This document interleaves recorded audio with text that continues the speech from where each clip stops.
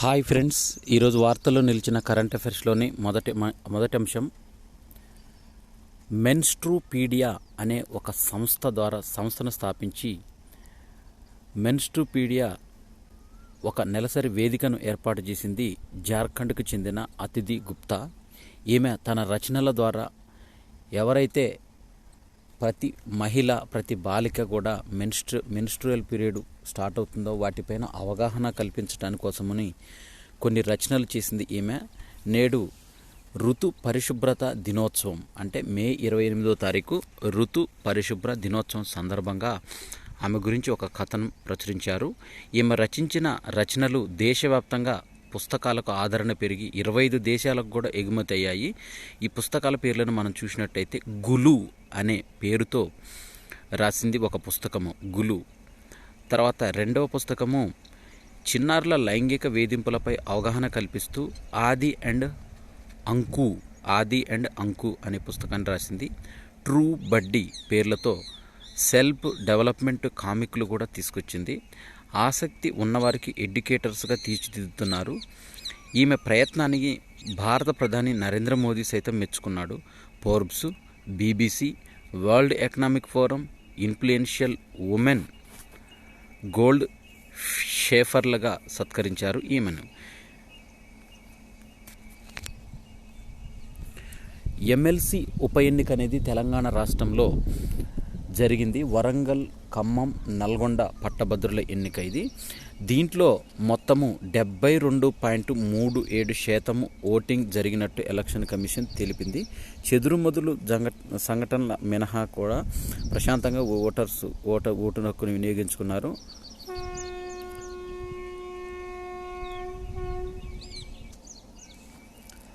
June 2 Telangana రాష్ట్ర అవతరణ దినోత్సవం. ఈ తెలంగాణ రాష్ట్ర అవతరణ దినోత్సవము ఇప్పుడు 2014లో ఏర్పడిన తెలంగాణ రాష్ట్రము 2024 నాటికి 10 సంవత్సరాలు పూర్తవుతున్న సందర్భంగా దశాబ్ది ఉత్సవాలను జూన్ 2న ఘనంగా నిర్వహించున్నట్లు తెలంగాణ రాష్ట్ర ప్రభుత్వము ప్రధాన కార్యదర్శి ఏ శాంతికుమారి తెలిపారు. అయితే ఆదివారం ఉదయం గన్ పార్కులోని అమరవీరుల స్తూపం వద్ద తెలంగాణ రాష్ట్ర సాధన అమరులకు సీఎం రేవంత్ రెడ్డి నివాళులర్పించిన అనంతరం సికింద్రాబాద్ పరేడ్ గ్రౌండ్స్లో నిర్వహించే కార్యక్రమంలో పాల్గొంటారు. ఆయన ఏర్పాట్లపైన సోమవారం డాక్టర్ బిఆర్ అంబేద్కర్ సచివాలయంలో వివిధ శాఖల కార్యదర్శులు, ఉన్నతాధికారులతో సిఎస్ శాంతికుమారి సమీక్ష సమావేశం నిర్వహించారు. ఈ సందర్భంగా సిఎస్ మాట్లాడుతూ ఉదయం సీఎం రేవంత్ రెడ్డి పరేడ్ గ్రౌండ్స్లో జాతీయ పతాకాన్ని ఆవిష్కరించిన అనంతరం రాష్ట్ర గీతాన్ని ఆవిష్కరించిన తర్వాత సందేశం అనేది ఉంటుందని తెలిపింది. బంగాళాఖాతంలో ఏర్పడిన రెమాల్ తుఫాన్ పశ్చిమ బెంగాల్, బంగ్లాదేశ్లో విధ్వంసం సృష్టించింది. ఈ రెమాల్ తుఫాన్ను గంటకు 135 కిలోమీటర్ల వేగంతో వీచిన బలమైన గాలులకు వందల సంఖ్యలో వృక్షాలు నేలకొరిగాయి. కోల్కతాలో అనేక చోట్ల నీరు నిలిచిపోవడంతో వాహనదారులు చాలా ఇబ్బంది పడ్డారు. ఈ తుఫాన్ పేరు రెమాల్ అనే తుఫాను ఎక్కడంటే పశ్చిమ బెంగాల్, బంగ్లాదేశ్ ప్రాంతంలో తీవ్ర నష్టాన్ని మిగిల్చింది. 2000కు చేరిన మృతుల సంఖ్య. పపువా న్యూగినియాలో కొండ చర్యలు విరిగిపడిన ఘటన అనేది జరిగింది.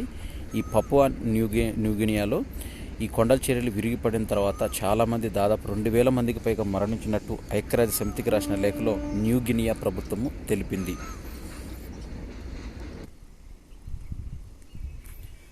జమ్మూ కాశ్మీర్లో 35 ఏళ్లలో అత్యధిక ఓటింగ్ అనేది ఈ సంవత్సరం నమోదైంది. జమ్మూ కాశ్మీర్ అసెంబ్లీ ఎన్నికల నిర్వహణకు మార్గం సుగమం అవుతుంది. ఇక్కడ 5 లోక్సభ స్థానాలు అనేది ఉన్నాయి. వీటికి 58.46% ఓటింగ్ అనేది నమోదైంది. 35 ఏళ్లలో ఇదే అత్యధిక ఓటింగ్ శాతం. సెప్టెంబర్ 30 లోపు జమ్మూ కాశ్మీర్ అసెంబ్లీ ఎన్నికలు జరుగుతాయని గతేడాది డిసెంబర్ నెలలో సుప్రీంకోర్టు ఆదేశించింది. 2019లో 370వ రాజ్యాంగ అధికరణ రద్దు చేసిన తర్వాత అక్కడ ఇవే మొదటిసారి అసెంబ్లీ ఎన్నికలు అవుతాయి. అధికరణం రద్దయిన తర్వాత జమ్మూ కాశ్మీర్లో 5 లోక్సభ స్థానాలకు, లద్దాఖ్లో 1 లోక్సభ స్థానాన్ని ఏర్పాటు చేశారు. కాశ్మీర్ లోయలో శ్రీనగర్, బారాముల్లా, అనంతనాగ్ లోక్సభ నియోజకవర్గాల్లో 2019లో కేవలం 19.16% ఓట్లు పోలవగా అది 50.86%కి పెరిగింది. ఇక ఉధంపూర్, జమ్మూలలో వరుసగా 68.27%, 72.22% ఓట్లు పోలయ్యాయి. ఓటర్ల స్పందనను చూసిన సంతృప్తి చెందిన సిఈసి రాజీవ్ కుమార్ కాశ్మీర్లో త్వరలో అసెంబ్లీ ఎన్నికలు నిర్వహిస్తామని సోమవారం ప్రకటించారు. లిథువేనియా అధ్యక్ష ఎన్నికల్లో గిటానస్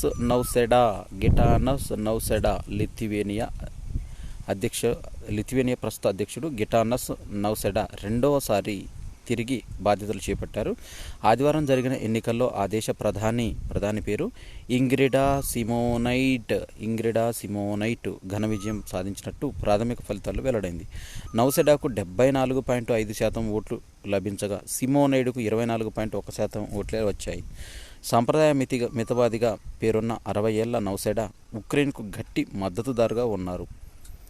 పొరుగు ఉన్న బెలారస్, రష్యా అణచివేతకు గురైన చాలామందికి తమ దేశంలో ఆశ్రయం కల్పించారు. పంజాబ్లో స్టాట్యూ ఆఫ్ లిబర్టీని ఏర్పాటు చేయడానికి సన్నాహాలు చేస్తున్నారు. పంజాబ్లోని తరుణ్ తారన్ ప్రాంతంలో స్టాట్యూ ఆఫ్ లిబర్టీ కొలువుదీరనుంది. ఈ నిర్మాణంలో ఉన్న భవనంపై స్టాట్యూ ఆఫ్ లిబర్టీని ఏర్పాటు చేస్తుండటంతో సోషల్ మీడియాలో వైరల్ అయింది. అలోక్ జైన్ అనే నెటిజన్ ఈ వీడియోను పంచుకుంటూ పంజాబ్లో ఓ ఇంటిపై స్టాట్యూ ఆఫ్ లిబర్టీని ఏర్పాటు చేశారని రాసుకొచ్చారు. దీనిపై నెటిజన్ల కామెంట్ల వర్షం కురిపిస్తున్నారు. ఇకపై స్టాట్యూ ఆఫ్ లిబర్టీని చూడాలంటే మనం న్యూయార్క్ వెళ్ళవలసిన అవసరం లేదని, ఈ ఇంటికి వెళ్తే సరిపోతుందని ఓ నెటిజన్ చమత్కరించాడు కూడా. దీనిపైన పద్మశ్రీ అవార్డును తిరిగి ఇచ్చేస్తానంటూ ఛత్తీస్గఢ్ వైద్యుడు మాంజీ ప్రకటించారు. తనను నక్సలైట్లు బెదిరిస్తున్నారని. ఛత్తీస్గఢ్ రాష్ట్రం నారాయణపూర్లోని జిల్లాలో ఓ మారుమూల గ్రామానికి చెందిన పద్మశ్రీ అవార్డు గ్రహీత ప్రముఖ ఆయుర్వేద వైద్యుడు హేమ్చంద్ మాంజీ వార్తల్లో నిలిచాడు. తనకు నక్సలైట్ల నుంచి బెదిరింపు రావడంతో పద్మ అవార్డు వెనక్కి ఇచ్చేస్తానని ప్రకటించారు. వైద్యరాజ్గా పేరొందిన వారెవరంటే హేమ్చంద్ మాంజీ వైద్యరాజ్గా పేరొందారు. అయితే ఇతను మాంజీ తన వృత్తి కూడా వదిలేయాలని నిర్ణయించుకున్నాడు. గత నెలలో రాష్ట్రపతి ద్రౌపది ముర్ము చేతుల మీదుగా ఆయన పద్మశ్రీ అవార్డు అందుకున్నారు. చోటేడోంగర్ పోలీస్ స్టేషన్ పరిధిలో నిర్మాణంలో ఉన్న 2 సెల్ టవర్లను రాత్రి కూల్చివేసిన నక్సట్లు మాంజీని బెదిరిస్తూ కరపత్రాలు వదిలి వెళ్లారు. కరపత్రాల్లో మాంజీ పద్మశ్రీ అందుకుంటున్న చిత్రాన్ని ప్రచురించి నక్సలైట్లు అమదాయి ఘాటి ఇనుప ఖనిజ ప్రాజెక్టు ప్రారంభంలో సహకరించిన మాంజీ అందుకు బదులుగా భారీ ఎత్తున ముడుపులు అందుకున్నట్లు ఆరోపించారు. ఉత్తర కొరియా నిఘా ఉపగ్రహం ప్రయోగం విఫలం అయ్యి వార్తల్లో నిలిచింది. గాల్లోనే పేలిపోయిన రాకెట్. ఉత్తర కొరియా తన కవ్వింపు చర్యలను కొనసాగిస్తుంది. ఐక్యరాజ్యసమితి తీర్మానాలను బేఖతారు చేస్తూ రెండో సైనిక నిఘా ఉపగ్రహంతో ఒక రాకెట్ను సోమవారం ప్రయోగించింది. అయితే ఆ వాహన నౌక గాల్లోనే పేలిపోయింది. ఉత్తర కొరియా వాయువ్య ప్రాంతంలో అంతరిక్ష కేంద్రం నుంచి ఈ ప్రయోగం జరిగింది. ఒక కొత్త రాకెట్టులో నిఘా ఉపగ్రహాన్ని ఉంచి నింగిలోకి పంపినట్టు ఉత్తర కొరియా అధికార వార్తా సంస్థ కొరియన్ సెంట్రల్ న్యూస్ ఏజెన్సీ తెలిపింది. అమెరికాలో 19కి చేరిన టోర్నాడో మృతుల సంఖ్య. టెక్సాస్, ఒక్లహామా, ఆర్కన్సాస్లో భారీ విధ్వంసం అనేది జరిగింది. దీంతో ఈ విలయంలో మృతి చెందిన వారి సంఖ్య సోమవారం నాటికి 19కి చేరింది. శనివారం సంభవించిన టోర్నడో కారణంగా 100 మంది వరకు పౌరులు గాయపడ్డారని టెక్సాస్ గవర్నర్ గ్రెగ్ అబాట్ తెలిపారు. హిమాచల్ ప్రదేశ్లోని షిమ్లాలో భారీ మంటలు వ్యాపించాయి అటవీ ప్రాంతానికి. అంతకుముందు ఉత్తరాఖండ్లో జరిగిన మంటలకు బాంబే బకెట్ ఛాలెంజ్ అనేది ఉపయోగించి పిరుల్ లావో పైసే లావో అనే పథకాలు పుష్కర్ సింగ్ ధామీ ప్రయోగించినట్టే ఈ హిమాచల్ ప్రదేశ్కు కూడా అలాంటివి వర్తింపజేయాలని అనుకుంటున్నారు. ఈ దావానలం విపరీతంగా అంటుకొని అడవి మొత్తం విపరీతంగా కాలిపోయింది. ఇక్కడ తైవాన్కు అమెరికా ప్రతినిధులు తప్పుపట్టారు. ఇటీవల తైవాన్కు అతి సమీపంలో సైనిక కవాతులు చైనా కవ్వింపు చర్యలకు దిగిన విషయం తెలుసుకొని దీంతో అమెరికన్ పార్లమెంటు సభ్యుల బృందం ఒకటి సోమవారం తైవాన్కు చేరుకొని ఆ దేశ నూతన అధ్యక్షుడిగా ఎంపికైన లాయ్ చింగ్టేతో సమావేశమై అన్ని రకాల మద్దతులు ప్రకటించారు.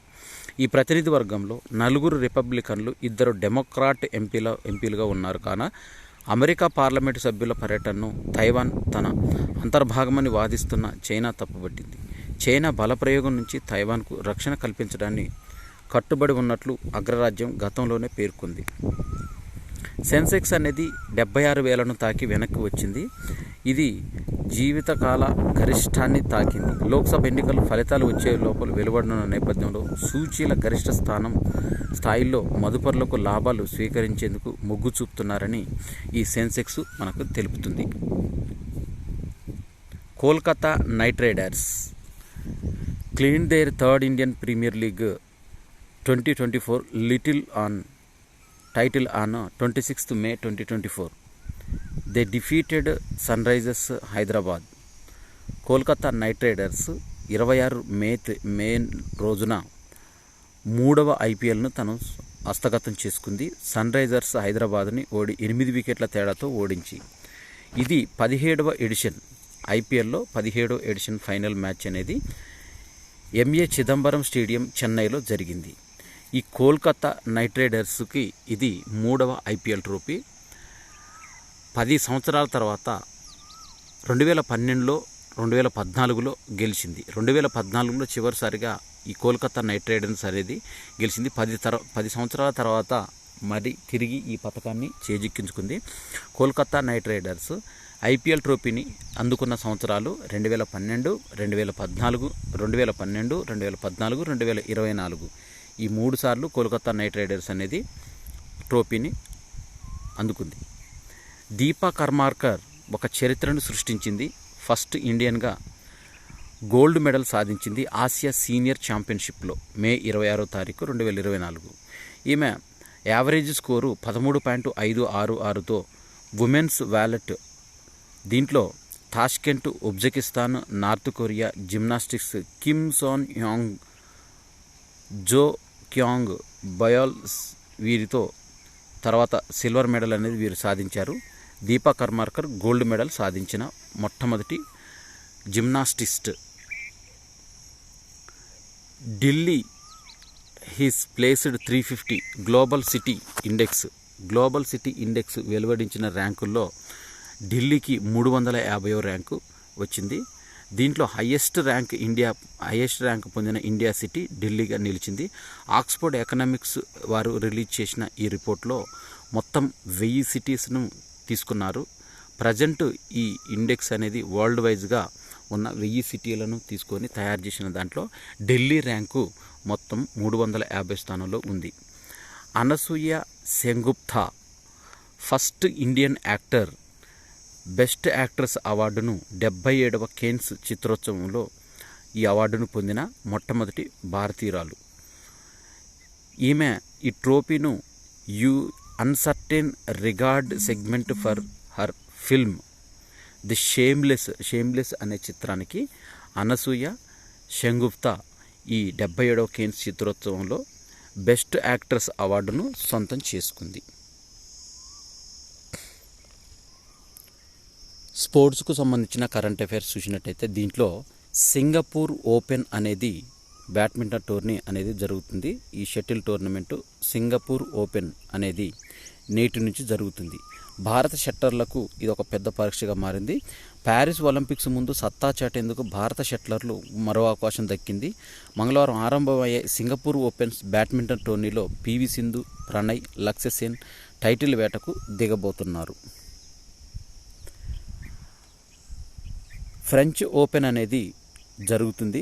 దీంట్లో ఇప్పటి వరకు రఫేల్ నాదల్ ఎర్రమట్టిలో రంకెలేస్తూ బరిలోకి దిగాడు. అయితే దీంట్లో ఏళ్ల తరబడి అతనికి అలవాటైన ఆట ఏకంగా 14 టైటిళ్లు గెలుచుకున్నాడు రఫేల్ నాదల్. అయితే ఈ ఫ్రెంచ్ ఓపెన్లో ఆట తేలికగా బేలగా మారితే మట్టి కరిపించడమే అలవాటు అనుకున్న అతను ఫ్రెంచ్ ఓపెన్లో దృశ్యమే ఆవిష్కృతమైంది. జెర్వేవ్ తొలి రౌండ్లోనే నాదల్ని ఓడించాడు. దీంట్లో జెర్వేవ్ జర్మనీ దేశానికి చెందిన వ్యక్తి. ఇతను 3-6, 6-7, 5-7తో ఈ జర్మనీకి చెందిన వ్యక్తి రఫేల్ నాదల్ను ఓడించాడు. ఇక ఇగా స్వైటెక్ ముందంజలో ఉంది. ఇప్పటి వరకు ఐపీఎల్ ఇండియన్ ప్రీమియర్ లీగ్ 17వ సీజన్ విజయవంతంగా ముగిసిన తర్వాత మరొక 5 రోజుల్లో T20 వరల్డ్ కప్ అనేది జరుగుతుంది. దీంట్లో మనం చూసినట్టయితే group A, group B, group C, group D అనే మ్యాచెస్ అనే టీమ్స్ అని తలపడుతున్నాయి. దీంట్లో చూసినట్టయితే గ్రూప్ ఏలో మొత్తము 4 జట్లు ఉన్నాయి. Bharat, Canada, Ireland, Pakistan, America అనే 5 జట్లు. Group below Australia, England, Namibia, ఓమన్, Scotland ఈ 5 జట్లు. గ్రూప్ సిలో Afghanistan, New Zealand, Papua New Guinea, Uganda, West Indies. Group డిలో Bangladesh, Nepal, Netherland, దక్షిణాఫ్రికా, శ్రీలంక. అంటే మొత్తము ఒక్క గ్రూపులో 5 టీమ్స్ ఉన్నాయి. 5x4 అంటే మొత్తము 20 టీమ్స్ అనేవి పాల్గొంటున్నాయి ఈ T20 వరల్డ్ కప్లో. గ్రూప్ ఏలో మన భారత్ గ్రూప్ ఏ కేటగిరీకి చెందింది. T20 ప్రపంచ కప్లో మ్యాచ్ టై అయితే ఫలితం కోసం సూపర్ ఓవర్గా నిర్వహిస్తారు. అది కూడా టైగా ముగిస్తే మళ్ళీ సూపర్ ఓవర్ ఆడతారు. మళ్ళీ టై అయితే మళ్ళీ సూపర్ ఓవర్, ఇలా ఫలితం తేలే వరకు సూపర్ ఓవర్ అనేది ఆడుతూనే ఉంటారు. 9 వేదికల్లో ఈ మ్యాచ్ అనేది జరుగుతుంది. అమెరికా, వెస్టిండీస్లలో మొత్తం 9 వేదికలలో T20 ప్రపంచ కప్ అనేది జరుగుతుంది. అమెరికా ప్రపంచ కప్కు ఆతిథ్యం ఇవ్వడం ఇదే మొదటిసారి. అమెరికాలోని ఫ్లోరిడా, టెక్సాస్, న్యూయార్క్లు వేదికలుగా ఉన్నాయి. మొత్తం 55 ప్రపంచ కప్ మ్యాచ్ల్లో 16 యుఎస్ఏలో జరుగుతాయి. మిగతా మ్యాచ్లకు వెస్టిండీస్లో Antigua, Barbados, Guyana, Saint Lucia, Saint Vincent, Grenadines, Trinidad and టొబాగోలో ఆతిథ్యం ఇస్తాయి. గ్రూప్ ఏ మ్యాచ్లన్నీ అమెరికాలో జరుగుతాయి. నాకౌట్ మ్యాచ్లన్నీ వెస్టిండీస్కి ఆతిథ్యం ఇస్తారు. ఉదయం 5 గంటలు, 6 గంటలు, రాత్రి 8 గంటలు, 10:30 గంటలకు ఇలా భిన్న సమయాల్లో ఈ మ్యాచ్ అనేది ఆరంభం కానుంది. అర్ధరాత్రి 12:30 వరకు మొదలయ్యే ఈ మ్యాచ్లు కూడా ఉన్నాయి. అయితే భారత్ మ్యాచ్లు ఆరంభమయ్యేది మాత్రం రాత్రి 8 గంటల తర్వాతే. భారత మ్యాచ్లు జూన్ 5న న్యూయార్క్లో ఐర్లాండ్తో పోరుతో టీమిండియా తన ప్రపంచ కప్ వేటను ఆరంభిస్తుంది. ఆ తర్వాత న్యూయార్క్లో జూన్ 9న పాకిస్తాన్తో, జూన్ 12న అమెరికాతో తలపడుతుంది. భారత్ తన ఆఖరి గ్రూప్ మ్యాచ్ను జూన్ 17 కెనడాతో ఆడుతుంది. ఈ మ్యాచ్లన్నీ కూడా రాత్రి 8 గంటలకే ఆరంభమవుతాయి. ఇక అమెరికా అనేది తొలిసారిగా ఈ క్రీడలు నిర్వహిస్తుంది. ఐసీసీలో గత కొన్నేళ్లుగా క్రికెట్ ప్రాచుర్యాన్ని పెంచడం కోసం విశేషంగా కృషి చేస్తుంది. ముఖ్యంగా అమెరికాలో క్రికెట్ వ్యాప్తికి మంచి అవకాశం ఉన్న ఉద్దేశంతో ఈసారి ఆ దేశం T20 ప్రపంచ కప్ను నిర్వహిస్తుంది. మరి బేస్బాల్ను అమితంగా ఇష్టపడే అమెరికా క్రికెట్ ఎంత వేగంగా చొచ్చుకొని పోతుందనేది చూడాలి. ఐసీసీ మాత్రం యుఎస్ఏ మార్కెట్ ఆశాభావంతో ఉంది యుఎస్ఏ పైన.